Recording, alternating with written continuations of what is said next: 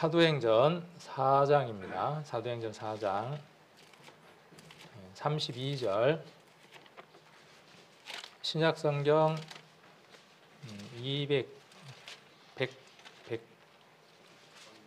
193페이지 정도에서 사도행전 4장 32절 말씀 찾아서 같이 한번 읽겠습니다. 믿는 무리가 한 마음과 한 뜻이 되어 모든 물건을 서로 통용하고 제 물건을 조금이라도 제 것이라는 이가 하나도 없더라. 아멘. 작년 2021년 작년 한 해는 목표가 믿음의 가정 세우기 만들기였습니다. 우리 성도님들의 그 가정이 또 얼만큼 믿음 속에서 또 성장되어졌고 또 복음을 전하는 그런 시간들이 되어졌는지는 우리 성도님들의 한 해를 돌아보면서 또 점검하고 또 목표가 얼만큼 이루어졌는지를 또 확인해 볼 수 있는 시간들이 되었을 것이라 생각을 합니다. 올 한 해는 2022년은 교회 가운데에서 또 목표를 정해서 그 목표대로 함께 또 이렇게 살아가기를 원합니다. 그래서 올해 그 교회의 목표를 사도행전 4장 32절에서 한번 정해봤습니다. 그래서 2022년 광영생명교회 표, 오늘 서두에 사회자께서 말씀하셨던 것처럼 올 해가 광영생명교회 이곳에서 이렇게 회당을 세우고 또 입당한 지가 30년이라고 이렇게 이야기를 했었죠. 요셉도 30세가 되어서 총리가 되었고 또 예수님도 30세가 되어서 하나님의 일을 했던 것처럼 30이라고 하는 수는 아마 그 청년의 수, 가장 활발하게 하나님의 일을 할 수 있는 수인 것 같습니다. 그래서 교회는 30년이 되니까 이제 좀 노후되고 또 여러 가지 것들이 좀 노후되어져 있고 우리 성도님들의 그 나이들도 그때는 청년들이고 젊었지만 이제 그때 30이었으면 더하기 30을 하면 벌써 60이 넘는 그 나이들로 교회 구성이 이루어져 있습니다. 나이는 숫자에 불과하다라고 이야기를 하죠. 우리 성도님들의 그 나이가 60이든 또 60이 이렇게 넘으셨든 그것이 중요한 것이 아니라 하나님 안에서 내가 얼만큼 열정적으로 살아가려고 하느냐 하는 것이 훨씬 더 중요하겠다라는 생각을 해봅니다. 우리 사회자께서 서서 이렇게 사회를 보시는데 반백이라 그러죠. 거의 이렇게 이제 하얀 머리가 되어져 가고 30년 전에는 또 안 그랬겠죠. 30년 전에는. 그래서 세월의 여러 가지 것들을 보게 되고 교회에서 또 한 세대가 1세대가 이렇게 또 이 검은 뿌리가 이렇게 팥뿌리가 돼서 하얀 그 흰머리가 되어졌지만 여전히 서서 하나님의 일들을 또 해나가고 있고 또 이제 젊은 세대들이 30대나 40세들이 또 함께 이렇게 섞여져서 교회 가운데에서 여러 가지 일들을 또 해나가면서 자유스럽게 하나님의 일들을 해나갈 것 같습니다. 나이 들었으니까 60, 70이 됐으니까 뒷방에서 그냥 아무것도 할 수 없는 그런 나이가 아니라 앞에서 방향을 정해주고 또 거기에서 함께 발을 맞춰주고 또 위로해주고 또 혹 실수했을 때 나도 젊었을 때 그랬다라고 이렇게 힘을 북돋아 줄 수 있는 그런 역할들로 이 흰머리로 서 있다 그러면 또 하나님 앞에 아름다울 것 같습니다. 그래서 서로 나이가 문제가 아니라 함께 하나님 앞에서 일을 한다는 그런 일들로 마음들로 한 해를 함께 했으면 합니다. 오늘 이 말씀을 보시면 여러 내용들이 기록되어 있는데 이 내용들을 통해서 복음으로 하나 되는 교회라고 올해 표어를 한번 정해봤습니다. 그래서 올 한 해 동안 복음이라고 하는 것으로 하나가 되는 교회가 한번 되어봤으면 합니다. 그래서 여기 믿는 무리죠. 믿는 무리가 한 마음과 한 뜻이라 그랬습니다. 한 마음과 한 뜻이 되어지기 위해서 믿는 무리가 모이는 게 아니라 그렇죠. 순서가 그렇죠. 믿는 무리예요. 믿는 무리는 이미 어떻게 되어져 있냐 하면 하나가 되어져 있는 겁니다. 모여서 마음을 하나로 하자, 같은 뜻을 하자 그렇게 노력하고 애써서 한 마음과 한 뜻이 되어지는 것이 아니라 이미 하나 되어진 사람들이 모이는 장소가 믿는 무리들입니다. 그래서 이 세부적인 것들을 한번 조금씩 나눠보는 시간을 가져보려고 합니다. 그래서 올해 광명생명교회의 실천 목표 4가지를 제시를 해보려고 합니다. 주보에도 이렇게 메모를 해두었으니까 우리 성도님들이 올 한 해 동안 같은 마음 한 방향이 되어져서 이 목표들을 이룰 수 있도록 우리 성도님들 한 분 한 분들이 작은 각각의 벽돌들이 돼서 하나의 벽돌들이 되어져서 이제는 하나하나 쌓여져 가고 거기에 몰타르라든지 이런 것들이 굳어져서 담장이 되기도 하고 또 한 벽이 되어지기도 하고 집이 되어지는 그 과정들을 올해 우리가 이루어야 할 겁니다. 그러려면 먼저 해야 될 것들이 있겠죠. 가장 먼저 해야 될 것들이 있을 겁니다. 그것이 무엇이냐 하면 벽돌이 일단은 튼튼해야 돼요. 벽돌 한 개 한 개가 튼튼해야 합니다. 그래서 먼저는 한 마음과 한 뜻인가, 내가 정말 한 마음과 한 뜻인 사람인지를 확인하는 그런 한 해가 되어야 될 필요가 있겠습니다. 그리고 두 번째로는 같은 가르침을 받아야 합니다. 한 선생으로부터, 한 목자로부터, 한 주님으로부터, 한 하나님으로부터 온전한 가르침을 받는 것이 먼저입니다. 그 다음 세 번째로는 모여야 합니다. 모이지 않으면 아무것도 되지 않습니다. 벽돌이 하나하나 다 흩어져 있으면 벽돌이 한만 튼튼하고 한만 좋은 벽돌일지라도 그 벽돌 하나가 수백만 원에 수천만 원의 가치를 가진다고 할지라도 그 벽돌이 각각 흩어져 있으면 아무런 의미가 없습니다. 모여야 합니다. 그리고 성령으로 하나 되게 하신 것 속에서 튼튼하게 모여졌을 때에 담장의 역할을 하기도 하고 여러 역할들을 할 수 있습니다. 그리고 네 번째로 그 가운데에서 한 사람을 인도하는 겁니다. 앞에 있는 이 1번부터의 내용들이 선행되어지면요, 네 번째 나와 있는 것들은 자동적으로 이루어지는 일들입니다. 그래서 이 네 가지 것들을 말씀을 통해서 하나하나 확인을 하고 오늘 이 시간 우리 성도님들의 마음들이 이 목표와 이 표어와 이 실천 목표로 한 마음이 되어져서 같은 마음들로 올 한 해를 살아갈 수 있도록 했으면 하는 마음에서 오늘 말씀을 준비를 했습니다. 먼저 한 마음과 한 뜻 되기라고 하는 말씀들을 한번 살펴보려고 합니다. 아까도 말씀드렸던 것처럼 가장 중요한 게 뭐냐 하면 내가 정말 한 마음과 한 뜻이라고 하는 이것 속에서 하나가 되어져 있는지, 누구와 하나가 되어져 있는지, 이 부분들을 우리가 한번 살펴볼 필요가 있을 것 같습니다. 자, 에스겔서입니다. 에스겔서 11장.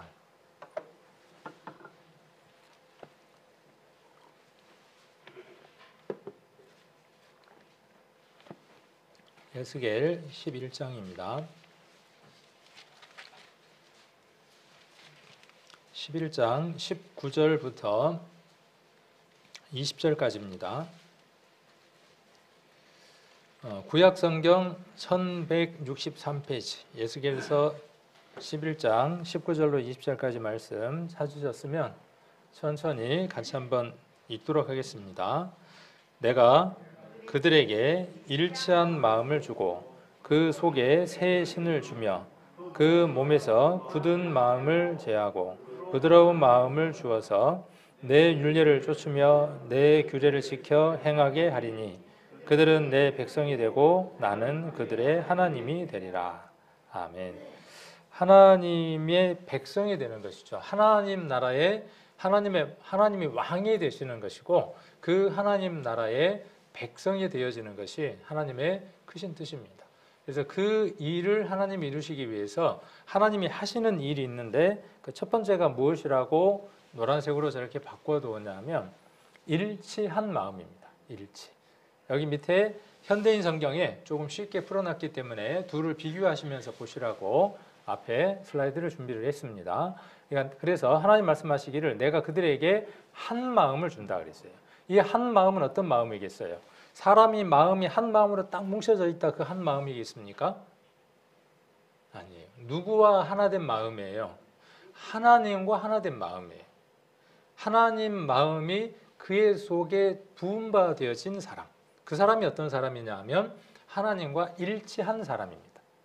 제가 하나님의 마음으로 부음바 되어져서 하나님과 일치된 마음을 가졌어요. 또 우리 성도님들이 하나님께서 새 신을 여러분 안에 하나님의 영을 부어서 하나님의 마음과 일치된 사람이 되겠습니다.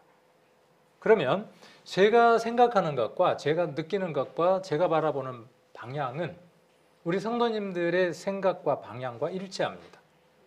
이것이 성경이 이야기하는 한 마음과 한 뜻입니다. 이것이 일치한 마음입니다. 목사가 말하는 그 방향을 이야기하는 게 아니라 교회가 정한 그 방향을 이야기를 하는 것이 아니라 하나님과 하나된 마음. 이게 벽돌 하나예요.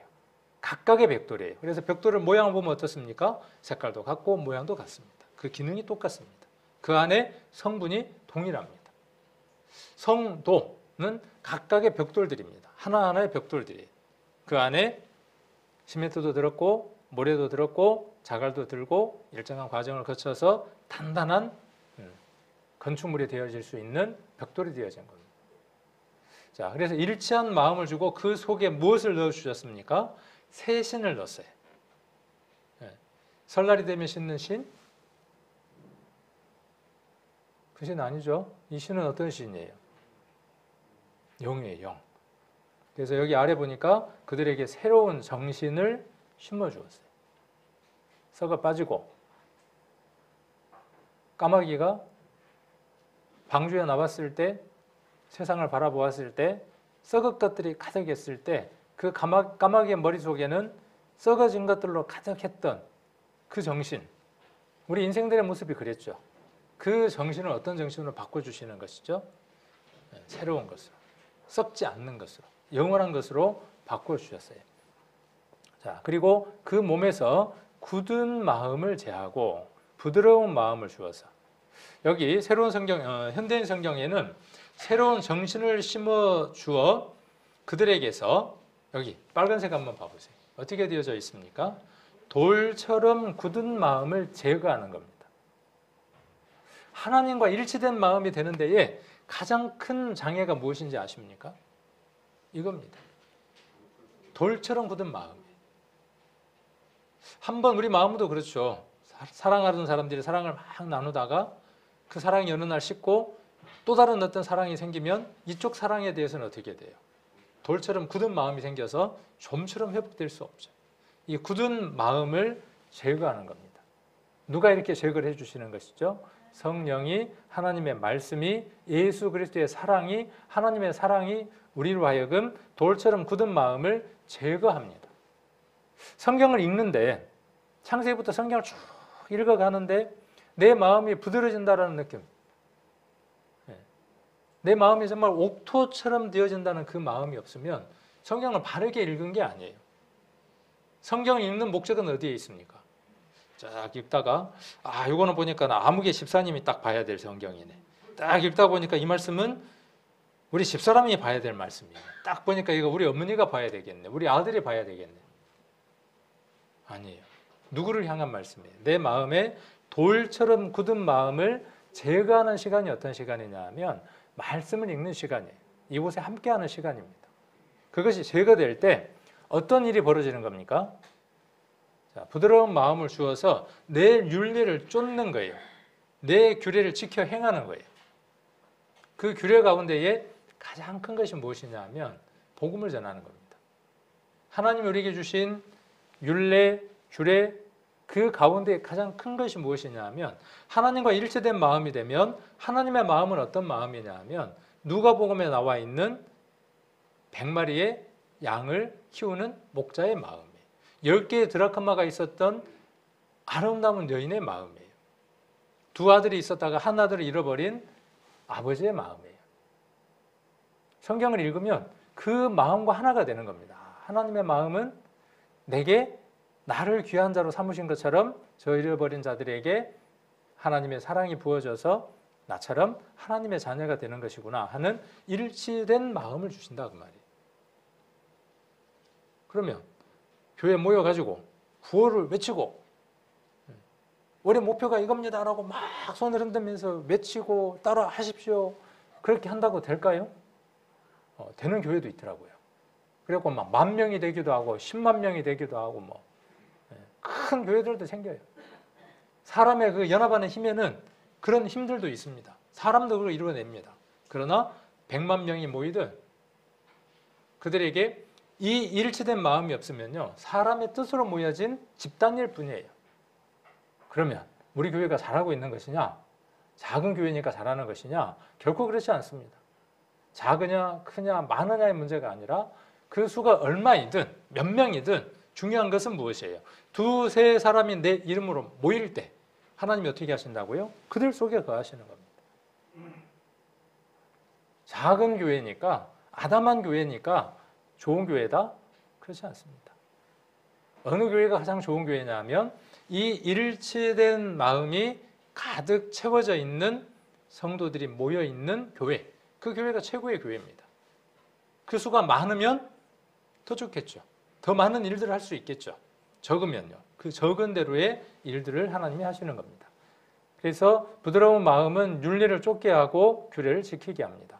율례나 규례나 이런 것들을 구약에 있는 율법이라고 정의 내리지 말자라고 수없이 말씀을 드렸죠. 이것은 그냥 하나님의 말씀, 우리에게 하나님이 주시는 말씀. 부모님이 우리에게 너 이렇게 하면 안 돼, 이렇게 해야 돼 하는 걸 우리가 율법이라고 이야기를 하나요? 그렇지 않죠. 우리가 그렇게 부모님이 우리에게 일러주신 대로 우리가 가부를 따져서 살 때 좋은 일들이 훨씬 더 많기 때문에 경험상 그렇게 부모님이 이야기해 주시는 것을 잘 따르는 것처럼 하나님의 경험상이 아니죠. 그렇게 했을 때에 분명히 좋은 것으로 갚아주시는 분이 하나님이기 때문에 그렇죠. 그래서 그들은 내 백성이 되고 나는 그들의 하나님이 된다 그랬죠. 자, 순종하는 부드러운 마음을 주신다 그랬고 내 법을 지키고 내 명령에 순종하도록 하겠다는 거예요. 이 일치된 마음이 없으면요, 법을 지킬 수도 없고 명령에 순종할 수도 없어요. 안 되는 겁니다.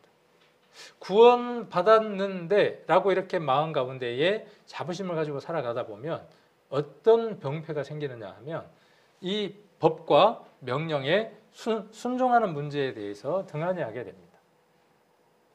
그래서 이런 부분들을 우리가 말씀을 통해서 잘 정리를 해야 할 필요가 있습니다. 자, 빌립보서를 같이 한번 찾아보겠습니다. 빌립보서 신약 성경입니다. 빌립보서 1장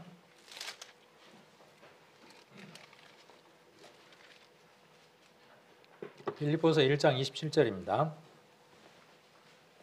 신약 성경 319페이지.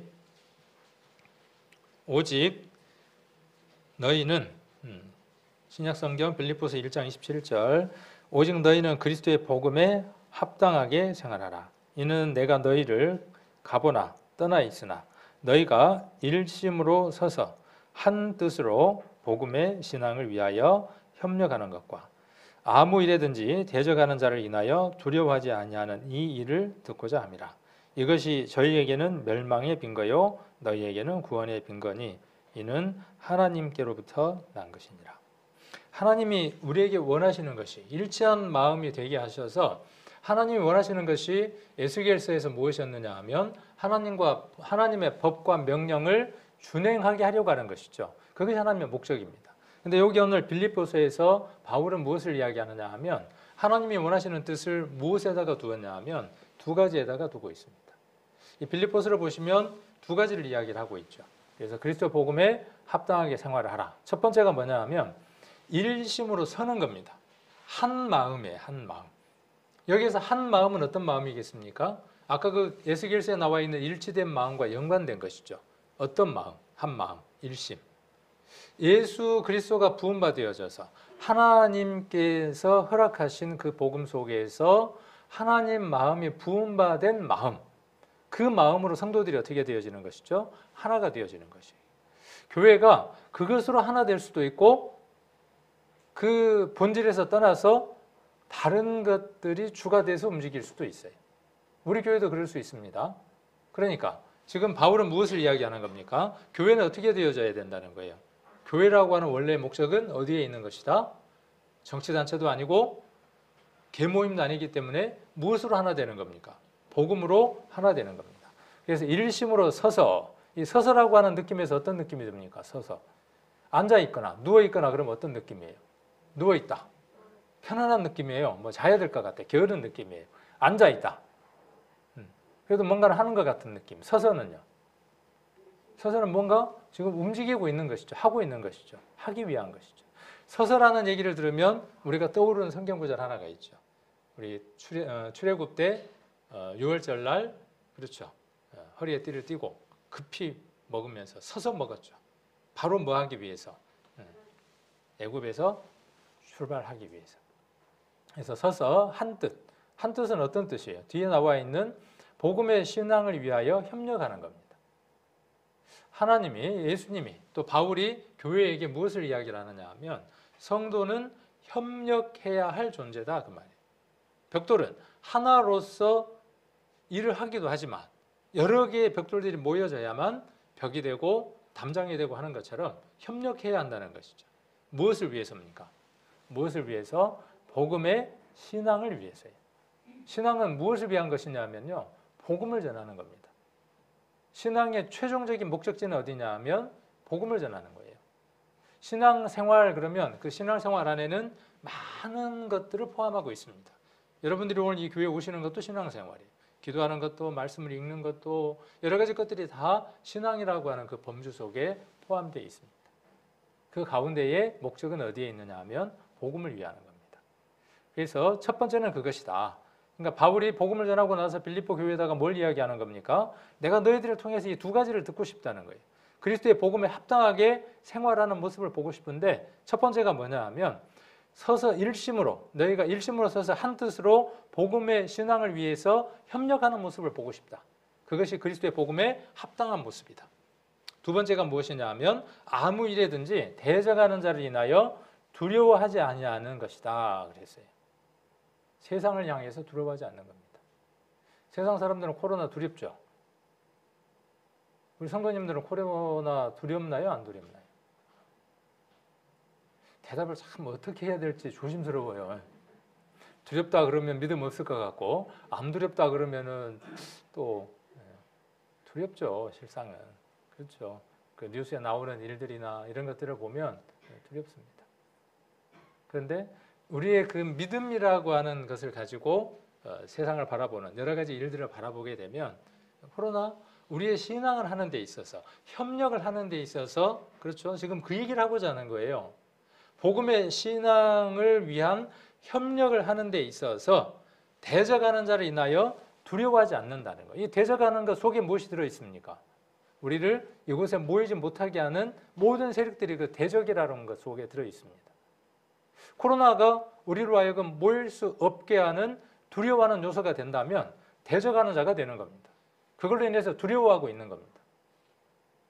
방역을 무시하고 마음껏 모여라. 그런 얘기가 아니에요. 그런 얘기가 전혀 아닙니다. 자, 그래서 이것을 듣고자 합니다 그랬어요. 복음을 전하는 사람들은 다 이걸 듣고 싶은 거예요. 하나님과 일치된 마음이 있는 믿음의 선진들, 이것 속에 살아가는 사람들은 구원받은 사람을 통해서 무엇을 보고자 하느냐 하면 이걸 보고자 하는 겁니다. 구원받았으면 땡이다가 아니라 협력하는 것, 복음의 신앙을 위해서 협력하는 그 모습을 보고 싶은 거예요. 그리고 세상을 향해서 어떻게 살아가는 모습을 보고 싶은 거예요. 담대하게 살아가는 모습을 보고 싶은 겁니다. 세상 겁날 거 있습니까? 파도가 친다고 한다고 한들 겁날 게 있습니까? 자, 그것이 그 두 가지가 뭐라는 거죠? 구원의 빈거다는 거예요. 성도들이 모여서 협력하고 전도 집회가 있다 그러는데 거기에 마음이 같이 되지 않고 따로 국밥이다. 그러면 그건 구원의 빈거가 아니다 그 말이에요. 하나님께로 난 자가 아니다 그 말이에요. 구원의 빈거라는 말은 하나님께로 난 모습이 있다 그 말이에요. 구원의 표다. 구원받는 사람의 표가 무엇이냐 하면 대적하는 자를 인하여 두려워하지 않는 자다. 교회 못 가게 한다고 해서 눌러 앉는 사람이 아니다. 옛날에 우리는 그런 간증들을 많이 들었죠. 경찰이었는데 남편이 경찰이었는데 아내가 구원을 받으니까 교회 간다고 어떻게 해버립니까? 머리를 빡빡 밀어버리니까 모자를 쓰고 교회를 가잖아요. 그래도 가니까 어떻게 해요? 너 오늘은 교회를 못 간다 그러고 수압을 채워갖고 집에다가 묶어놔. 그래도 어떻게 해요? 갈 수만 있으면 교회를 가는 것이죠. 누구를 두려워하지 않는 거예요? 남편을 두려워하지 않는 거예요. 그 안에 있는 대적을 두려워하지 않는 거예요. 남편이 나쁜 게 아니죠. 남편은 모르니까 그런 것이죠. 그래서 결국 누가 이겼게요? 결국 하나님이 승리하셨어요. 그 남편이 구원을 얻고 하나님의 자녀가 되어졌어요. 그리고 그가 한 일이 누가 한 일이에요? 그가 한 일이기도 하지만 그 안에 있는 대적이 한 일이죠. 우리는 그 수많은 간증들 속에서 승리함을 경험한 사람들이에요. 지금도 그 성령의 역사는 동일하게 역사하고 있다는 것입니다. 그래서 우리의 목표는 어디에 있느냐 하면 한 마음과 한 뜻이 되어져서 복음을 두고 협력하는 겁니다. 한 마음과 한 뜻이 되자 하는 이유가 어디에 있습니까? 이미 우리는 하나님을 향한 마음으로 하나가 되어져 있어요. 단단한 벽돌처럼 누구도 부실 수 없는 튼튼한 벽돌이에요. 그런데 따로 있으면 어떻게 된다고요? 안 된다. 어떻게 하자는 거죠? 함께 그 일을 하자는 거죠. 그래서 가장 먼저 올해 우리 성도님들이 확인하고 챙겨야 될 것은 누구냐 하면 옆집 아저씨도 아니고 우리 남편도 아니고 우리 아들도 아니고 가장 먼저 챙겨야 될 게 뭐냐 하면 이 에스겔서에 기록되어 있는 대로 내가 하나님과 일치한 마음이 있는가, 새 신이 들었는가, 새 정신인가, 옛날 정신인가, 정말 내 마음은 부드러운 마음인가, 돌처럼 딱딱하게 굳어있는 마음인가. 자갈밭이면 어떻게 거기다 씨를 뿌리겠습니까? 가시밭이면 어떻게 거기에다가 씨를 뿌리겠습니까? 잘게 부셔서 옥토가 되게 해야 거기에다가 씨앗을 뿌릴 거 아닙니까? 가장 먼저 우리 성도님들이 확인해 봐야 할 것이 여러분들의 심령, 내가 믿음에 있는가 우리 성도님들이 확인해 보는 것이 가장 첫 번째일 겁니다. 매일 확인해 보십시오. 매일 아침에 일어날 때마다. 그럴 때마다 하나님께 감사의 큰 조건이 될 겁니다. 자, 두 번째는 가르침을 받아야 합니다. 요한 1서를 왜곡해서 구원받은 사람은 배울 필요가 없다, 그렇게 이야기하는 사람들이 있었다라고 이야기를 했었죠. 저도 그 가운데 한 사람이었다고 이야기를 했고 지금도 그런 생각을 갖고 있는 사람들이 있습니다. 구원받았으니까 성령으로부터 직접 나는 모든 것들을 배운다. 나 성경 읽으면 나는 전부 다 깨닫는다. 그런데 읽어보니까 어때요? 깨달아져요? 안 깨달아져요? 안 깨달아져요. 다 안 깨달아져요. 믿음의 분량만큼 또 상황에 따라서 말씀들이 다르게 들어오는 것이죠. 각각 다른 겁니다. 그래서 이 교회 안에서 서로 가르침을 받는 겁니다. 구역 모임을 통해서 이런 설교들을 통해서 여러 통로들을 통해서 가르침을 받을 필요가 있는 겁니다. 자, 사도행전 2장을 한번 가보겠습니다. 오늘 주로 사도행전에 대한 내용들이 많습니다. 그래서 사도행전은 우리 성도님들이 올해 꼭 띄시기를 원합니다. 잘 읽어보시기를 원합니다. 사도행전 2장 42절입니다. 42절 같이 한번 읽겠습니다. 저희가 사도의 가르침을 받아 서로 교제하며 떡을 떼며 기도하기를 전혀 힘쓰니라.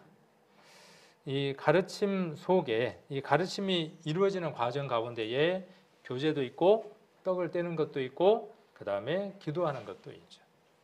자, 그래서 저희가 사도의 가르침을 받았다 그랬어요. 교회가 형성되는 데 있어서 첫 번째 조건이 무엇이냐 하면 가르침을 받는 겁니다. 온전한 가르침을 받는 겁니다. 아까 구원받는 것, 하나님과 일치된 마음이 되는 것 중요하죠. 그래서 이거 하나 깨닫고요.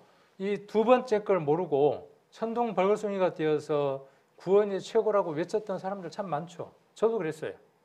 그거면 전부인 줄 알았어요. 근데 후에 보니까 어때요? 더 많은 것들을 배울 것들이 말씀 안에 있다는 것들을 알게 되어졌죠. 그 말씀들을 더 배울 때마다 복음이 어때요? 구원이 내게 더 확실하고 더 크게 들어오죠. 그래서 이 가르침을 우리가 받기 위해서 우리 교회는 어떤 가르침을 갖고 있을까요? 장로교는 장로교의 가르침이 있습니다. 이 말을 두 개의 한자로 바꾸면 교리라고 이야기합니다. 각 교단은 자기들이 가진 가르침이 있습니다. 그 가르침으로 그 단체를 끌어가는 겁니다. 우리 교회에는 어떤 가르침이 있을까요? 없나요? 우리 교회가? 성문화되고 적혀져 있는 책은 없습니다. 그런데 우리는 책으로 적혀져 있는 것보다 더 강하고 큰 게 있는데 그것이 무엇이냐 하면 전도 집회입니다. 전도 집회 안에 세상 그 어느 교회보다도 명확한 가르침이 그 속에 들어 있습니다. 제가 이제 책을 갖고 올라다가 안 가지고 올라왔는데 신학이라고 하는 것을 하게 되죠. 보통 이제 일반 교리를 가진 장로교든 뭐 감리교든 성결교든 어느 교단이든 그곳에서 목회를 하려면 옛날에는 대학만 나오면 목회를 했습니다. 옛날에는 어느 교단이든. 근데 지금은 그렇지 않습니다. 그 교단의 대학원을 나오고 석사죠. 석사 과정을 밟아야 교회에서 그 교단에서 목사 안수를 할 만큼 지금은 많은 것을 배워야 합니다. 그래서 그 책들을 보면 이렇게 두꺼워요. 기본적으로 이런 것은 배웁니다라고 하는 것 한 묶음 이렇게 두꺼워요. 근데 그 내용이 어떤 것이냐 하면 보통 조직 신학이라고 해서 6, 7개 정도의 분야별로 나눕니다. 그 첫 번째가 뭐냐 하면 신론입니다. 신론. 하나님에 대한 것을 배웁니다. 그 안에 뭐 죄론도 있고 성령론도 있고 기독론도 있고 뭐 여러 가지 것들이 들어 있습니다. 기독론이라는 게 뭘까요? 신론이라는 게 뭘까요? 신론. 하나님에 대해서 배우는 거예요. 우리말로 쉽게 풀면 뭐냐 하면 하나님이 누구인지에 대해서 배우는 겁니다. 한 학기를 배우거나 그 이상을 배웁니다. 그런데 하나님에 대해서 정확하게 그리고 딱 모양으로 잡았을까요? 그렇게 배우면 안 배워봤으니까 우리가 말을 못하겠죠. 근데 이제 배울 수 있는 좋은 기회들이 생기니까 이제 배움을 가지는 분들도 있어요. 배워보면 잘 안 잡혀. 우리가 전도 집회 때 이틀, 3일 배웠던 그 하나님을 발견하는 것보다 여기서 알려주는 것들이 훨씬 더 희미해. 이것을 알고 이걸 들으면 이런 거구나 하고 명확하게 아는데 이걸 듣고는 명확하게 잘 모를 정도로. 그게 이제 하나님에 대한 신론이에요. 기독론이 뭘까요? 기독이 뭘까요? 기독. 한문으로 기독이라고 썼는데 그 뜻이 뭘까요? 그리스도라고 하는 헬라어를 한자로 차음을 하니까 기독이 됐어요. 기독.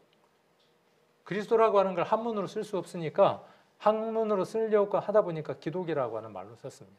그러니까 기독이라는 말은 예수님이라는 얘기나 그리스도라는 말이나 같은 얘기입니다. 그러니까 기독론은 누구에 대해서 배우는 거죠? 예수님에 대해서 배우는 거예요. 한 학기를 배우거나 1년을 배우거나 엄청 배워요. 근데 예수님이 누구인지 확실히 그들 안에 들어갈까요? 뭐가 먼저여야 될까요? 예수님에 대해서 알려면 뭐가 먼저여야 될까요? 죄를 모르면 또 인간을 모르면 그래서 그 안에 뭐가 있냐면 인간론도 있고 죄론도 있고 그래요. 근데 인간에 대해서 열심히 배워요. 배우는데 어떻게 배워야 할까요? 말씀에 자기 자신을 놓고 1대1로 배워야 하죠. 근데 그렇게 배울 시간이 없어요. 안 돼요. 죄에 대해서도 마찬가지예요. 그렇게 해서 배워서 어떤 것들을 깨닫는 사람들도 혹가다 있지만 명확하지 않아. 순서가 명확하지 않아. 그런데 우리는 어떻습니까? 순서가 명확하죠. 하나님이 누구인지에 대한 이야기를 하면서 성경이 무엇인지를 명확하게 알려주죠. 왜 제가 이야기를 하느냐 하면 우리 전도 집회가 어느 신학대학의 어떤 과정보다도 많은 것을 포함하고 있고 명확하다는 얘기를 하고 싶어서 그렇습니다. 그리고 이것이 우리 교회만의 교리입니다. 우리 교회만의 방법입니다. 성경을 알려주고 우리 성도들을 성장시키는 하나의 프로그램입니다. 시스템입니다. 그러니까 우리 교회에 오려면 어떤 관문을 먼저 통과해야 되느냐 하면 전도집회 혹은 상담의 과정을 통과해야만 합니다. 일반 교회는요. 목사님하고 면담을 한다든지 뭐 학습을 한다든지 뭐 세례를 한다든지 그런 과정을 통해서 아니면 교회 교인으로 등록하는 그 과정을 통해서 당신이 이 교회 교인입니다라고 허락을 받는 겁니다. 그리고 그날부터 교회 교인이 되는 겁니다. 근데 이 교회는 그런 과정이 없어요. 목사가 새로운 사람이 와도 그냥 오셨어요. 그러고 인사하고 말고 오십시오 해서 뭐 오늘부터 이 교회 오셨으니까 교인입니다라고 등록하고 뭐 해주는 것도 없어요. 이상해요. 소속감이 그렇게 해서는 안 느껴지는 거예요. 그렇게 교회를 다녔던 분들에게는 이 교회 모습이 뭔가 다른 것이죠. 그것은 그 교회의 교리고 그 교회의 포맷이에요. 그 교회의 양식이에요. 우리 교회는요. 성경 속에서 하나님이 주신 대로 방법을 가는 겁니다. 장로교를 100년을 다녔든 200년을 다녔든 우리 교회에서는 가장 먼저 통과해야 되는 관문이 어떤 것이라는 것이죠. 전도 집회. 그래서 성경이 정말 사실인지 하나님이 살아 계시는지 그다음 그 하나님 앞에 내가 인생이라는 존재가 어떠한 존재인지, 왜 이렇게 죽을 수밖에 없는지에 대한 답들을 찾아가는 겁니다. 그리고 내가 죽을 수밖에 없는 인생이라는 것을 알았을 때, 왜 죽는다는 사실을 알았을 때에 죽지 않을 수 있는 방법도 있을 것이라고 하는 것을 알게 되고 그 방법을 찾게 되죠. 그것을 우리는 구원이라고 이야기를 합니다. 그래서 그분을 만나죠. 그리스도에 대해서 만나죠. 그리고 구원함을 얻습니다. 그리고 성령이 우리 안에 오시게 되고 내주하시게 되죠. 그런 것들을 자세히 배우는 게 뭐냐 하면 성령론이나 그런 것들이. 그리고 그러고 나면 끝납니까? 아니죠. 그런 다음에 어떻게 해야 됩니까? 하나님의 자녀답게 살아가는 과정이 필요하죠. 그거에 대한 내용들을 우리가 나누는 것이죠. 그래서 전도집회의 5일간의 그 시간들은 어느 신학대학이나 어디 교회에서 이야기하는 것보다 훨씬 더 많은 내용을 담고 있습니다. 그래서 이 전도집회를 계속해서 듣다 보면 답을 얻게 됩니다. 어느 사람은 한 번 듣고 답을 얻는 사람도 있고 어떤 사람은 10번 듣고 답을 얻는 사람도 있고 10년 만에 답을 얻는 사람도 있습니다. 그래서 전도집회는 많이 들으면 들을수록 어때요? 안 좋아요? 수없이 들으면 들을수록 좋아요. 1000번을 들어도 좋아요. 저만큼 전도집회를 많이 들은 사람이 없습니다. 이전에 제가 교회 사무실에서 일을 했기 때문에 전도집회 테이프를 수양회가 끝나거나 전도집회가 끝나거나 그러면 수없이 녹화를 했습니다. 테이프를 넣어놓고 그 테이프를 다 돌아갈 때까지 어쨌든 봐야 되니까, 비디오 테이프 녹화는 계속 봐야 되니까 수없이 봤습니다. 이 목사님이 전도집회 하는 그 내용, 형식은 똑같습니다. 절차는. 그런데 예화가 다르고 설명하는 방법이 다르고 그 속에서 사용하는 성경 구절이 다르고 들을 때마다 어때요? 아, 그렇구나. 하나님이 살아계신 것이 사실이구나. 성경이 정말 사실이구나. 내가 죄인이구나. 예수님이 나를 위해서 십자가에 돌아가주신 것이 사실이구나. 매번 확실히 되는 거죠. 이 좋은 것을 한 번만 듣고 말면 안 되잖아요. 그래서 올해는 우리 성도님들이 1년에 4번 들을 수 있도록, 아이고 4번 큰일 났습니까? 4번을 준비를 했어요. 그래서 연 교육표를 우리 밴드에다가 이렇게 올려두었고 올해는 1월달 먼저 전도 집회를 하고 또 4월달에 하고 이렇게 4차에 걸쳐서 전도 집회를 하도록 이렇게 준비를 했습니다. 오셔서 편안하게 들으시면 되죠. 몸이 와서 귀를 이렇게 열고 들으시면 많은 것들을 알게 됩니다. 그리고 그것이 뼈대가 되어져서 성경 전체를 이을 수 있는 기초가 되어집니다. 그러니까 전도 집회에만 우리 성도님들이 틀을 잡아서 날짜별로 정확하게 딱딱딱 뼈대를 맞춰 놓고 성경을 읽으면서 거기다 다 이렇게 정리를 하게 되면요, 어느 누구를 만나도 절대로 지지 않습니다. 제가 그랬습니다. 제가 고등학교 때 구원받고 그 다음에 상담을 하기 위해서 이 말씀들을 정리를 하고 그렇게 정리가 되어지니까요, 목사도 별로 겁 안 나고 누구도 별로 겁 안 나요. 하다가 지면은 뭐라는지 아십니까? 제가 목사님하고 이야기하다가 그 목사님이 찾으면서 이렇게 이야기를 하면, 제가 고등학교 때 뭐라 그랬냐면, 제가 성경을 찾아 드릴 수는 없지만 목사님이 이야기하신 건 틀렸습니다. 왜 틀렸는데? 아니, 성경이 그렇게 틀렸다니까요. 제가 그 말씀을 찾아서 지금 보여드릴 수는 없지만 내일 제가 찾아다가 이야기를 해드릴게요. 그러고 실제로 그렇게 했어요. 그런 힘이 어디에서 생기느냐 하면 전도 집회라고 하는 것 속에서 생깁니다. 그래서 올 한 해 우리 성도님들이 전도 집회 4번을 통해서 충분히 무엇이 이루어지느냐 하면 일치된 마음을 확인할 수 있을 겁니다. 그 일들로 우리 성도님들의 마음들 하나가 충분히 되실 수 있을 겁니다. 그리고 성경을 읽어야만 합니다. 우리는 성경의 사람입니다. 말씀의 사람입니다. 우리는 말씀으로 이루어져 가야 합니다. 우리 모든 몸이 물로 이루어져 있고 70% 물로 이루어져 있는 것처럼, 그래서 그 수분이 다하면 사람은 살 수 없는 것처럼 우리는 말씀의 사람입니다. 그래서 그 말씀이 우리 안에 충분하게 채워져 있지 않으면 우리는 힘이 없습니다. 그래서 달력도 성경을 통독할 수 있는 달력을 준비를 했습니다. 올해 좀 빡세게 생겼습니까? 그래서 성경을 통독할 수 있는 달력에 보시면 날짜별로 밑에 성경을 읽을 수 있도록 창세기 1장부터 몇 장까지 이렇게 적혀져 있습니다. 그래서 365일 읽으면 올해 땡 하고 끝났을 때 신구약 성경을 한 번 읽을 수 있는 달력으로 준비를 했습니다. 그래서 달력 매일 보시면서 꾸준히 이렇게 읽으시면 되겠죠. 1년에 한 번 보는 것은 최소한이에요. 우리 성도님들이 매일 성경을 읽으면 어떤 분들은 한 달 만에 읽는 분도 계실 거고. 없나요? 한 달 만에 성경 읽는 분? 왜 한 달 만에 성경을 읽지 못할까요? 답을 아시는 분. 왜 성경을 한 달 만에 못 읽을까요? 2달 만에 못 읽겠나? 시간이 없어서? 그렇죠. 내 생각이 한 달 만에 읽을 수 없다고 생각하기 때문에 못 읽는 겁니다. 여러분의 생각이 여러분을 제한하는 겁니다. 여러분들이 좋아하는 거 어떻게 합니까? 무슨 수를 써도 합니다. 누가 막아도 합니다. 그렇죠. 그건 틀림없는 사실이잖아요. 한 달 만에 내가 읽겠다고 마음을 정하고 읽으면 읽어지는 겁니다. 어떤 일보다 우선할 수 있습니다. 그렇게 읽어봤기 때문에 이야기를 하는 겁니다. 학생 때니까 이게 가능하긴 했겠죠. 그래서 짧게 잡으십시오. 우리 성도님들이 성경 통독에 대해서 지난번에도 제가 그런 말씀을 드렸지만 편지가 왔는데 군대 간 아들의 편지가 왔는데 편지가 몇 장짜리가 왔냐면 워낙 할 말이 많으니까 1189장짜리 편지가 왔어요. 아들한테서. 1189장짜리 편지가 왔단 말이에요. 아들한테서. 그럼 어떻게 하겠습니까? 이놈 시끼가 군대에서 찾아봐 놀고만 있구만. 할 일이 없으니까 이렇게 길게 편지를 썼구만. 그러겠습니까? 아이고 얼마나 나한테 할 말이 많으면 이렇게 구구절절 이야기를 했을까 그러고 쭉 읽겠습니까? 보죠. 열심히 보죠. 편지는 그렇게 읽는 겁니다. 성경은 물론 우리가 정해놓고 1년에 한 번 읽겠다고 하는 그것도 필요하지만 한 성경을 잡으면 한 번에 읽으십시오. 짧은 성경부터 성경을 쉽게 이렇게 빨리 읽을 수 있는 방법은 짧은 성경부터 한 권을 선택하십시오. 유다서가 제일 짧죠? 30분이면 읽을 수 있어요. 성경 한 권 띈 겁니다.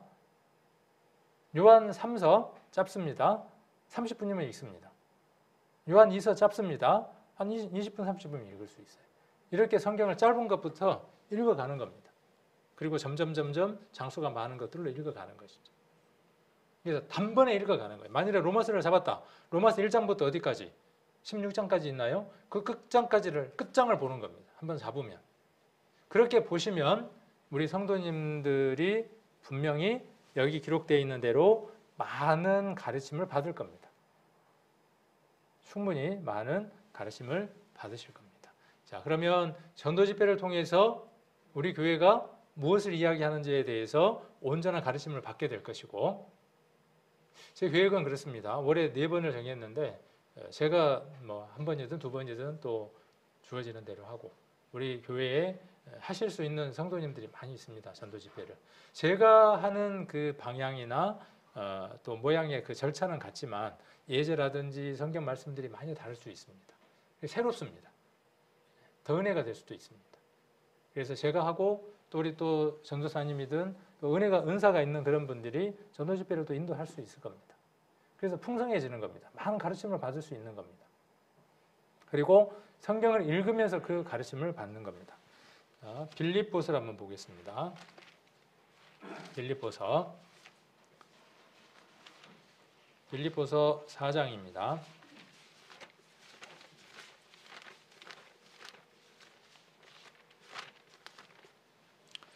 4장 9절. 신약성경 322페이지 빌립보서 4장 9절입니다. 여기도 같이 한번 읽겠습니다. 너희는 내게 배우고 받고 듣고 본 바를 행하라. 그리하면 평강의 하나님이 너희와 함께 계시리라. 하나님이 우리 안에 계시는데 늘 계시죠? 그런데 그 하나님으로 말미암아 우리가 평강을 누리고 살아가느냐 그러지 못하느냐에 대한 문제를 이야기하는 것이죠. 평강의 그 하나님이 우리를 주관하도록 살아가게 하려면 어떻게 해야 되는가에 대한 얘기입니다. 그래서 어떻게 이야기를 하고 있습니까? 너희는 내게. 자, 이 말씀을 제가 이렇게 대비를 안 되는 이유가 있겠죠? 연관이 됩니다. 자, 저희가 사도의 가르침을, 저희는 누굽니까? 저희는 여기 밑에는 너희죠. 빌립보서에는 너희가 되겠죠? 자, 사도의 가르침을 받고 내게. 이 내게는 누굽니까? 똑같이 바울이 되겠죠. 저 사도라고 하는 것은 사도는 여러 사람들을 이야기하는 것이고 여기 네개라고 하는 것은 바울을 지금 이야기하는 것이죠.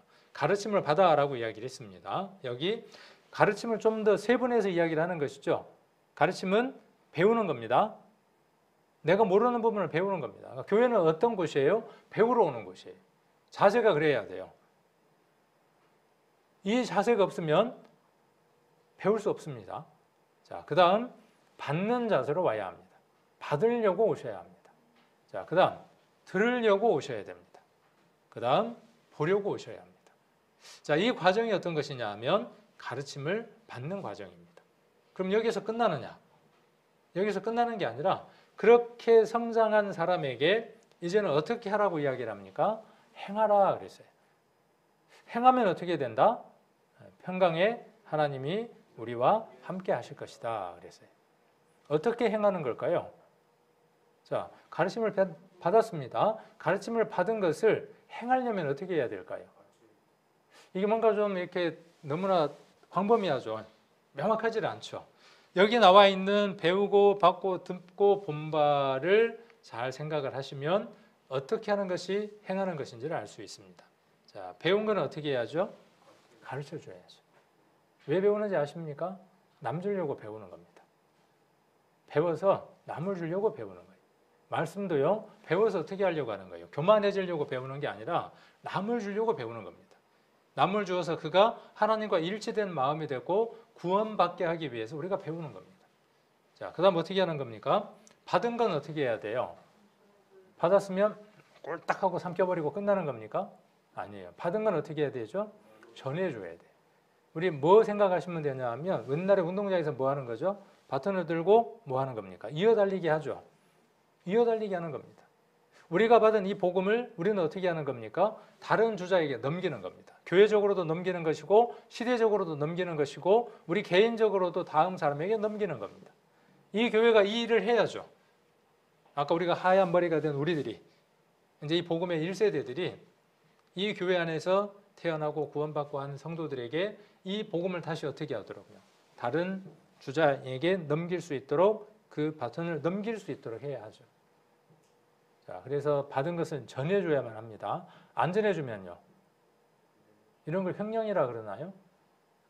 누군가에게 전해주라 그랬는데 가운데에서 슥싹해요.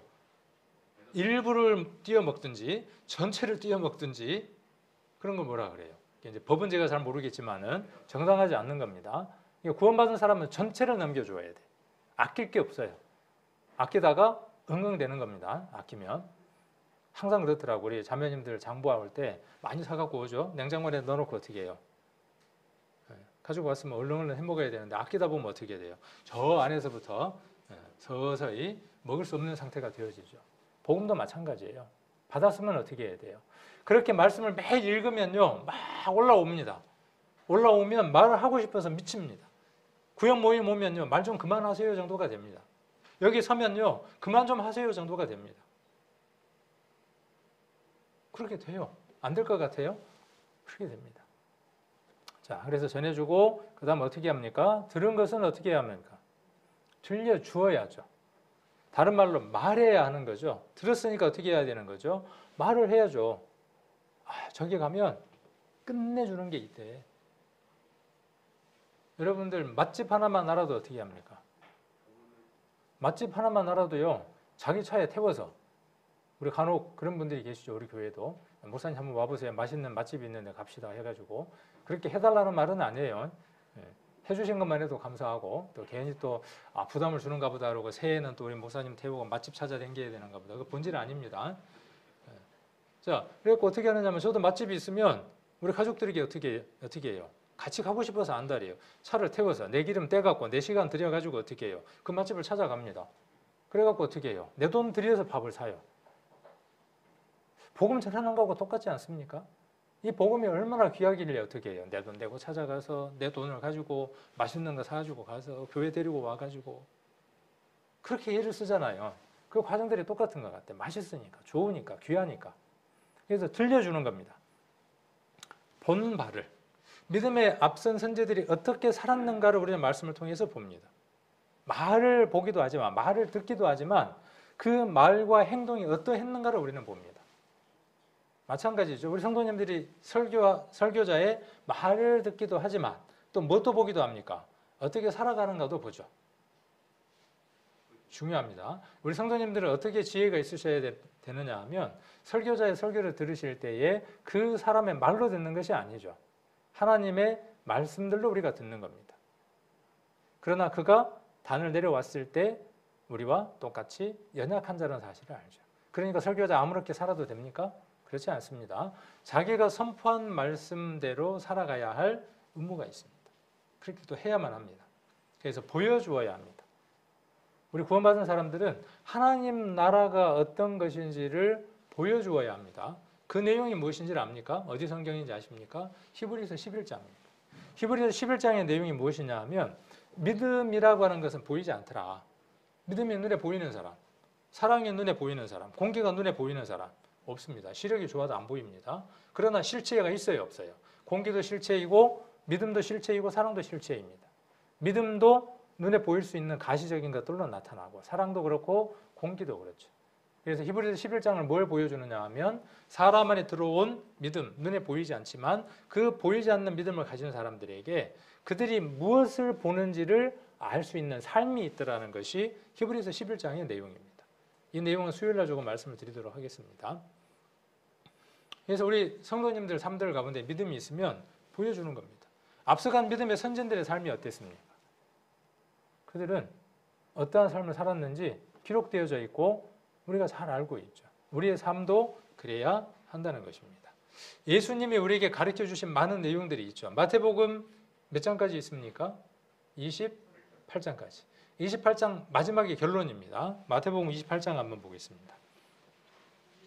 마태복음 28장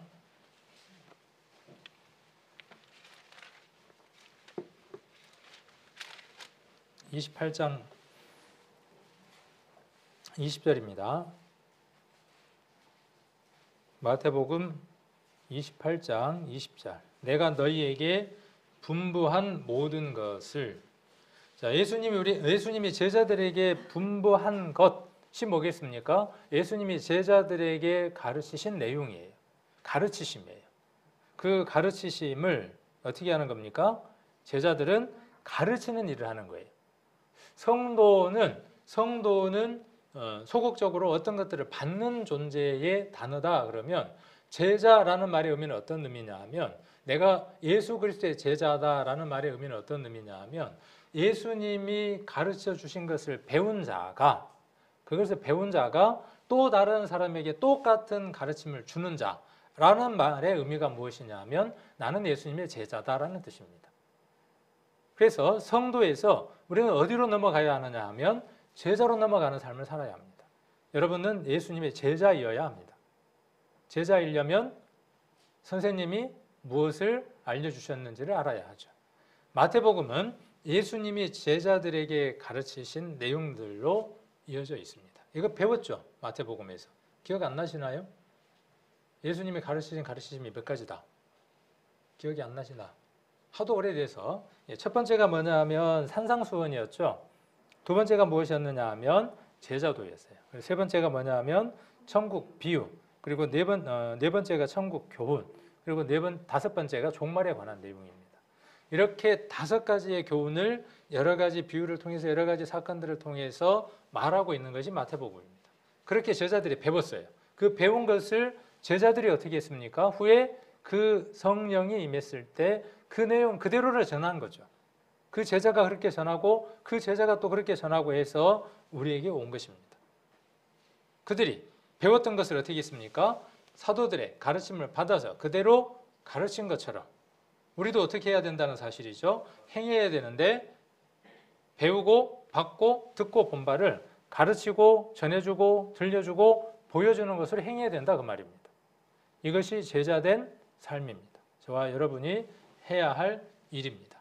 그래서 가르침을 받는 그 일이 두 번째 우리 교회의 목표입니다. 그러니까 잘 배워야 되는 겁니다. 교회에 오셔서. 자, 세 번째입니다. 세 번째는 그러려면 자주 모여야 될 거 아니에요. 자주 모여야 되겠죠. 날마다 모여야 되겠죠. 그래서 사도행전 2장 44절 같이 한번 가보겠습니다. 사도행전 2장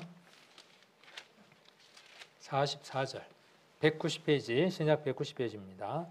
4장 44절에 보시면 믿는 사람이 다 함께 있어 모든 물건을 서로 통용하고 또 재산과 소유를 팔아 각 사람의 필요에 따라 나눠주고. 이거에서 들어본 것 같아요? 안 들어본 것 같아요? 여기 2장 44절이 어디서 들어본 것 같죠? 언제 들어봤어요? 방금 들었어요. 어디에서? 4장 32절에서 들었어요. 4장 32절의 내용과 함께 넘겨보세요. 4장 32절을 보시면 4장 32절 믿는 무리가 한 마음과 한 뜻이 되어 모든 물건을 서로 통용하고 제 물건을 조금이라도 제 것이라 하는 이가 하나도 없더라 그랬죠. 여러분들 여러분의 것입니까? 여러분 자체가? 한 마음, 일치된 마음이 있으면요. 여러분에게 있는 모든 것이 여러분의 것이 아닙니다. 모두 다 누구 것이죠? 하나님의 것이에요. 제 것이라고 하는 이가 하나도 없는 것이죠. 여기도 지금 마찬가지죠. 그래서 2장 44절에 보시면 믿는 사람이 다 함께 있었다 그랬어요. 여기에서 우리가 보고자 하는 것은 믿는 사람이 다 함께 있는 겁니다. 중요한 초점이. 믿는 사람이 함께 있어야죠. 모이기를 힘써야죠. 자, 그리고 46절에 날마다 마음을 같이하여 성전에 모이기를 힘씁니다. 모이는데 어디에서 모이는 겁니까? 성전. 사도행전에서 우리 성전이라고 하는 개념이 어떤 것인지는 우리가 사도행전을 배우면서 이제 알아가야 되겠지만 지금의 시대로 이야기한다면 편하게 그냥 교회라고 생각을 하셔도 됩니다. 교회로 모이기를 힘쓰고 집에서 떡을 떼며 기쁨과 순전한 마음으로 음식을 먹고 하나님을 찬미하며 온 백성에게 칭송을 받으니 주께서 구원받은 사람을 날마다 더하게 하십니다. 그래서 모이기에 힘쓰는 사람이어야 합니다. 모임이 언제 있죠? 우리가 모이는 날이 주일, 일요일이 아니고 주일, 또 수요일, 금요일. 작년 한 해 우리 성도님들 출석부에 이렇게 체크를 한다면 동감이가 빠진 게 있을까요? 코로나 시절이 되니까 좋은 점 하나가 있더라고. 여러분들의 근태 상황이 한눈에 보여. 보고 싶어서 보는 게 아니고 우리 앞에다가 이렇게 이제 쭉 뽑아놓고 이렇게 체크를 하잖아요. 편하게. 그러면 이렇게 보면 한 달 단위로 눈에 들어와요. 이가 빠진 사람이 많이 있는가 하면 쫄쫄하니 이가 이쁜 사람이 있고 우리들 눈에 보기에도 그 이빨 빠진 것이 보기가 싫은데 하나님 보시기에는 어떨까 하는 생각을 해봅니다. 이렇게 이야기를 하면 꼭 교회를 나와야 된다냐 이렇게 또 이야기하시는 분이 있을 겁니다. 그분은 일치된 마음이 아니에요. 굳은 마음이 아직도 돌처럼 굳어있는 마음이 부드러운 마음이 아니에요. 그 부드러운 마음은 그래 내가 이런 사연 저런 사연이 있어서 그 사연을 우선시하다 보니까 작년 한 해 그리고 내 신앙생활이 그렇게 살아왔는데 그것이 아니구나 모이기를 힘써야 하는 것이구나 하고 마음이 바뀌는 마음이 부드러운 마음이에요. 새정신이에요 그것이. 자, 히브리서 10장입니다. 히브리서 10장 25절입니다. 히브리서 10장 25절. 오늘은 우리가 그동안에 알고 있었던 것들을 쭉 한번 정리하고 방향을 같이 세운다라고 생각하시면 좋을 것 같습니다. 10장 25절입니다. 24절, 25절 같이 한번 읽겠습니다. 서로 돌아보아 사랑과 선행을 격려하며 모이기를 표하는 어떤 사람의 습관과 같이 하지 말고 오직 권하여 그날이 가까움을 볼수록 더욱 그리하자. 자, 여기 서로 돌아보는 거죠. 서로 돌아보는 거. 이게 필요한 것이죠. 서로 돌아보는 것. 그리고 사랑과 선행을 격려하는 거죠. 돌아보는 목적이 어디에 있는 거죠? 돌아보는 목적이 사랑과 선행을 격려하기 위해서 서로 돌아보는 겁니다. 하나님의 사랑 안에 있는 것, 그 다음에 복음을 전하는 그 선행을 위해서 살아가고 있는가 살아가고 있지 않는가를 돌아보기 위한 것이죠. 그러려면 모여야 되죠. 그런데 여기 보니까 어때요? 모이기를 표하는 어떤 사람의 습관이라 그랬어요. 모이기를 표하는 어떤 사람이 있어요. 누구일까요? 누가 모임을 표할까요? 제가 될 수도 있어요. 코로나 시절이니까 어르신들 코로나에 좀 취약하니까 어르신들은 좀 쉬시는 게 좋을 것 같아 라고 제가 생각을 했어요. 그래서 어르신들이 한동안 쉬셨어요. 지혜로운 것 같아. 참 괜찮은 생각인 것 같아. 어르신들 저녁에 춥고 또 거동하기가 불편하니까 어르신들 집에서 쉬시는 게 좋을 것 같아. 지혜로운 것 같아. 왜? 혹 교회를 오시다가 어떤 사고가 있어서 자녀들에게 말이 나올 것 같으니까 혹 쉬시는 게 좋을 것 같아. 제가 그렇게 실제로 이야기했습니다. 제가 어르신들한테. 또 그렇게 진행이 되기도 했어요. 잘하는 걸까요? 잘하는 게 아닌 것 같아요.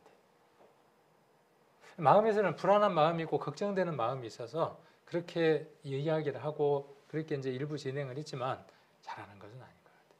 그 모이기를 펴는 사람이 누구냐면 저였어요. 핑계가 뭐였어요? 코로나로.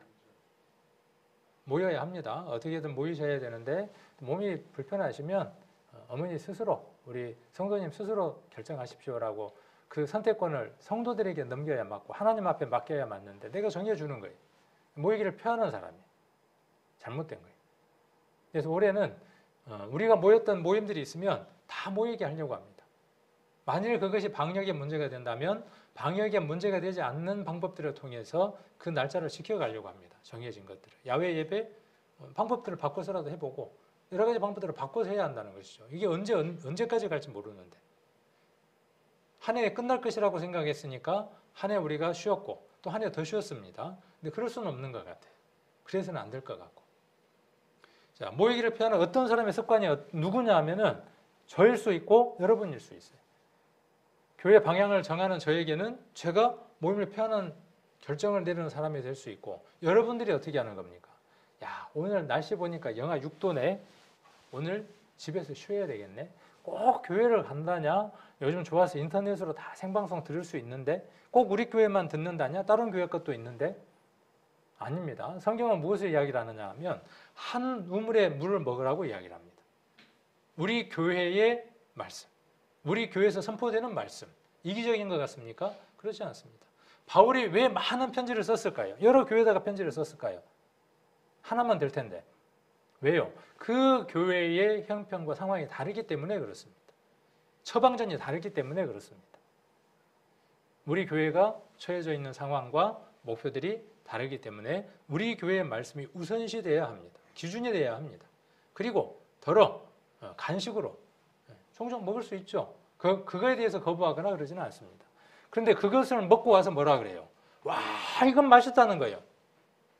우리 교회 말씀을 듣고 우리 설교자들의 설교를 들으면서 이것이 이렇게 귀하더라라는 얘기는 못 들어봤어.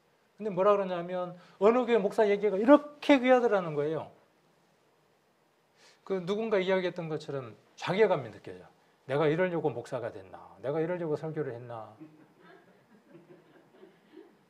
설교자들 그렇습니다. 정말 그렇습니다. 설교를 하고 내려온 이후에 거기에 대한 반응들이 없고 엉뚱한 얘기를 하면요. 내가 한 달 동안 정말 기도하고 애쓴 것이 이것인가? 기니 짧으니 이러니 저러니 그러면요. 애가 터져요. 애가 터져. 우리는 그러면 안 됩니다. 그 부드러운 마음 아니에요. 돌 같은 마음이에요. 그런 마음이 내 마음 가운데 있고 내가 그렇게 되어질 때 내가 고쳐야 될 습성이 있는 사람이구나라고 봐야 한다는 거예요. 고쳐야 되는 거예요. 그거는 꾸준히 가면 안 돼요. 그런 거. 자, 여기 모이기를 펴면 어떤 문제가 생기느냐 하면 요한복음에 이런 내용이 나오죠. 예수님이 부활하셨습니다. 모였어요. 근데 그때 결석했던 한 사람이 있어요. 누구죠? 요한복음 한번 찾아봅시다. 요한복음 20장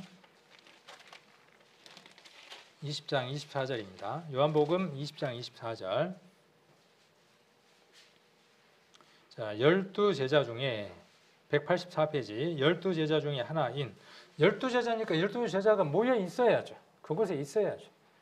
성도, 광명 생명교회는 성도 수가 몇 명 하고 있죠, 지금? 교회에 소속되어 있는 숫자가 있습니다. 12인 것처럼 소속되어 있는 수가 있는 겁니다. 주일이 되면 각각의 자리들이 있어요. 오늘 그 자리들이 비어 있는 겁니다. 그 얘기를 하고 싶은 겁니다. 그래서 12제자 중에 하나인 디두모라 하는 도마는 예수 오셨을 때에 함께 있지 아니한지라. 함께 있어야 되는데 함께 있지 않았어요. 그래서 뭘 못 봤습니까? 예수님의 부활을 보지를 못했어요. 목도하지를 못했어요. 이 시간 함께 해야 함께 공유할 수 있는 말씀이 있습니다. 방향이 있습니다. 함께 보는 겁니다. 결석하면 어떻게 됩니까? 딴소리 하는 거예요. 자, 그런데 예수님이 다시 부활하셨어요. 그래서 무리 가운데 오셨어요. 26절. 자, 여드레를 지나서 제자들이 다시 집안에 있을 때에 도마도 함께 있고 문들이 닫혔는데 예수께서 오사 저희 가운데 서서 가라사대 너희에게 평강이 있을지어다 하고 도마에게 이르시되 이렇게 말씀하시는 내용들이 기록되어 있죠. 이것입니다. 그러지 않으면 안 되는 겁니다. 함께 그곳에 있어 예수님의 말씀과 예수님이 주시는 방향을 함께 공유해야만 하는 겁니다. 주일, 수요일, 금요일 올해는 예약했습니다. 이날은 예약된 겁니다. 미리 예약된 겁니다. 선약입니다. 결혼식이 생겨서 주일날 어쩔 수 없는 사람의 결혼식이 생겼습니다. 그거는 선약 아닙니다. 그건 뒤에 생긴 약속이에요. 뒤에 생긴 약속을 어떻게 처리해야 될지는 여기 잘 생각하시면서 처리를 하시면 됩니다. 자, 그 다음 또 한 사람 있죠.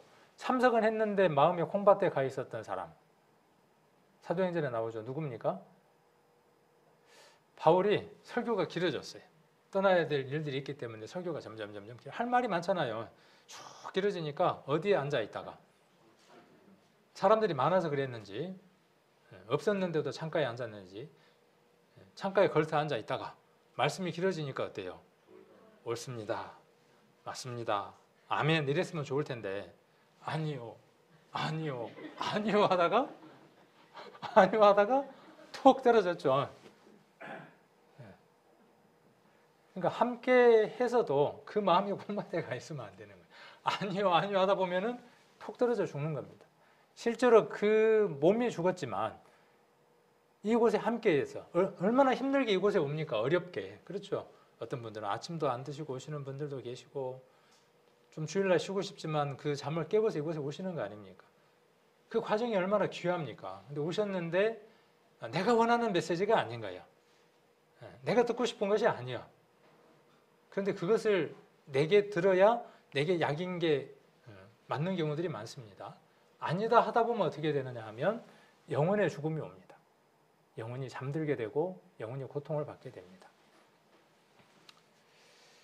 자, 여기 그 데이비드 매티스라고 하는 목사가 공적 예배가 주는 좋은 점 4가지를 이야기를 했어요. 지금 우리가 이렇게 모이는 걸 공적 예배라 그럽니다.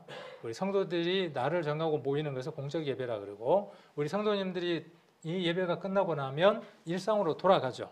예배가 끝났나요? 아니요. 그때부터는 삶의 예배입니다.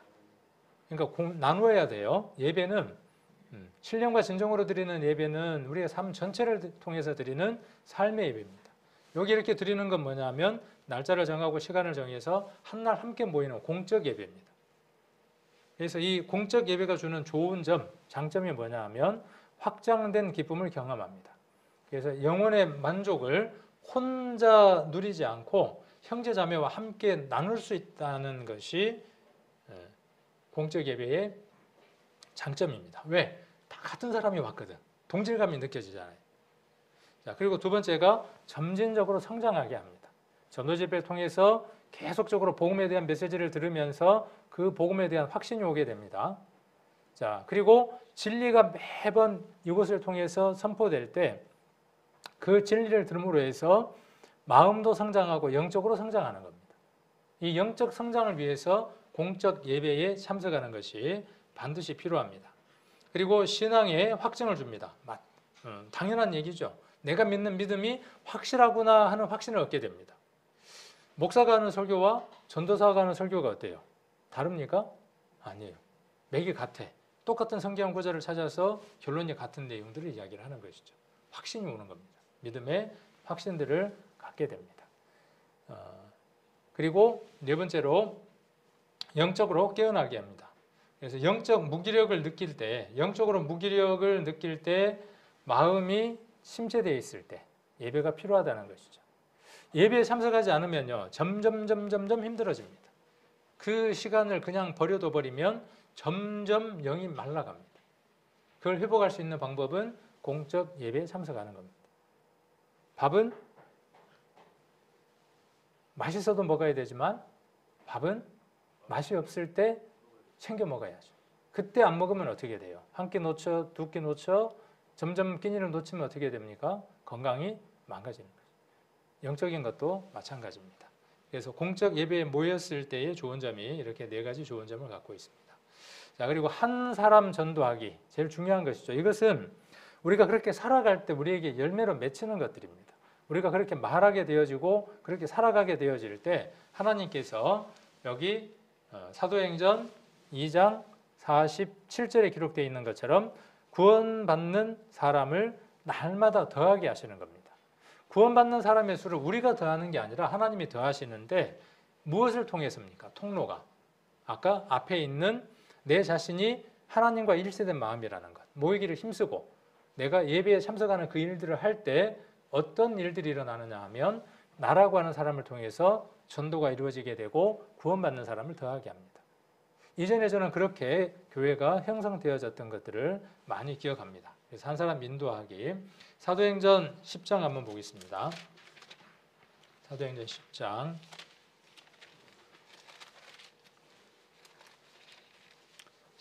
39절부터입니다. 10장 39절부터 43절까지를 천천히 같이 한번 읽겠습니다. 10장 39절로 43절까지입니다. 우리는 유대인의 땅과 예루살렘에서 그의 행하신 모든 일의 증인이라. 그를 저희가 나무에 달아 죽였으나 하나님이 사흘 만에 다시 살리사 나타내시되 모든 백성에게 하신 것이 아니요 오직 미리 택하신 증인 곧 죽은 자 가운데에서 일어나신 후 모시고 음식을 먹은 우리에게 하신 것이라. 우리를 명하사 백성에게 전도하되 하나님이 산 자와 죽은 자의 재판장으로 정하신 자 곧 이 사람인 것을 증거하게 하셨고 저에 대하여 모든 선지자도 증거하되 저를 믿는 사람들이 다 이름을 힘입어 죄 사함을 받는다 하였느니라. 아멘. 여기 정리를 하자면 우리는 증인이다 그 말입니다. 증인이 해야 될 일이 뭐죠? 증거하는 겁니다. 무엇을 증거하는 겁니까? 여러분들이 증거할 내용이 여기 지금 기록되어 있는 겁니다. 앞선 믿음의 모든 선진들이 증거하고 증인이 되었던 주된 내용이 무엇이냐 하면 예수님이 죽으셨다, 장사되었다예요. 이게 고린도전서 15장에 바울이 한 내용이죠. 시간이 없으니까 한번 15장을 찾아보시고 1절부터 한번 읽어보시면 되고, 그래서 바울이 전한 내용이 무엇이냐 하면 그리스도께서 죽으셨다. 근데 그 그리스도가 누구시냐는 거예요. 하나님 자신이고 왜 죽으셨냐는 거예요. 왜 장사됐냐는 거예요. 왜 부활됐냐는 거예요.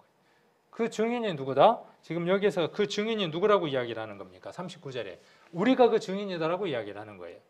자, 그러면서 우리에게 뭐라고 말씀하시는 거죠? 이제는 누가 증인이라는 겁니까? 저와 여러분이 그 일의 증인입니다. 증인이 그 본 것을 말하지 않으면 어떻게 됩니까? 억울함을 당하는 겁니다. 저와 여러분이 해야 할 일이 이 증인으로서의 삶을 살아가는 겁니다. 증인은 입으로도 증거할 수 있지만 무엇으로도 합니까? 온 몸으로 증거하는 겁니다. 그래서 올해 우리 성도님들과 함께 이렇게 복음으로 하나 되는 교회라고 하는 그 표 속에서 한 마음과 한 뜻을 확인하고 모일 때마다 가르침을 받고 그걸 통해서 구원받는 사람의 수가 더해지는 것이 올해 우리 성도님들이 하나님 앞에 함께 기도하고 함께 힘써야 할 내용이라는 것을 새해 첫 주, 52주 가운데의 첫 주에 이렇게 방향을 잡으면서 함께 이렇게 살아나가기를 원합니다.